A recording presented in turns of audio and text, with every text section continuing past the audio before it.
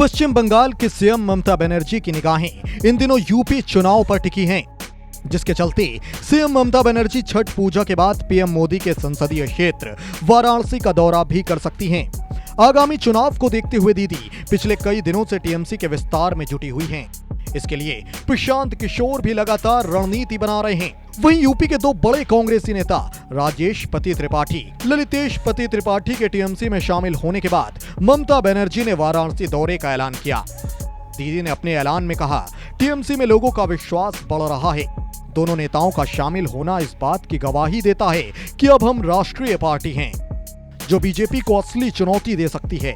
आगे सीएम ममता बनर्जी ने अपने बयान में कहा कि बीजेपी से लड़ने के लिए हमें आगे बढ़ना होगा, क्योंकि कांग्रेस पिछले 15 सालों में उत्तर प्रदेश में बीजेपी के खिलाफ कोई लड़ाई लड़ने में पूरी तरह से विफल रही है। टीएमसी में शामिल हुए यूपी के दो नेताओं ने उन्हें वाराणसी आने के लिए आमंत्रित किया है। छठ पूजा के बाद मैं वहां जाऊंगी।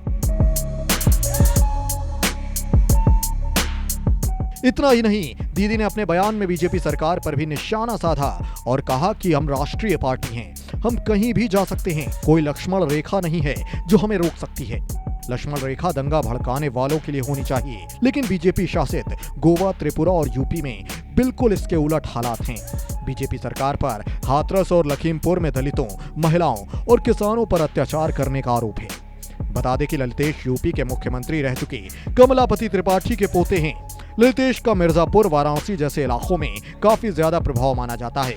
इतना ही नहीं, ललितेश यूपी में कांग्रेस के उपाध्यक्ष भी रह चुके हैं। वहीं खबरें तो ये भी हैं कि यूपी में तृणमूल कांग्रेस ललितेश पति त्रिपाठी की अगुवाई में विधानसभा चुनाव में उतर सकती है। टीएमसी में शामिल होने के बाद दोनों नेताओं ने अपनी प्रतिक्रिया देते हुए कहा कि ममता बनर्जी के नेतृत्व में बीजेपी को यूपी और केंद्र से बाहर करना ही हमारा लक्ष्य होगा। वहीं ममता बनर्जी ने यूपी के अलावा गोवा में भी अपनी पैर जमाने की कवायद शुरू की है। खबरों की माने तो ममता बनर्जी 28 अक्टूबर को गोवा का दौरा कर सकती हैं।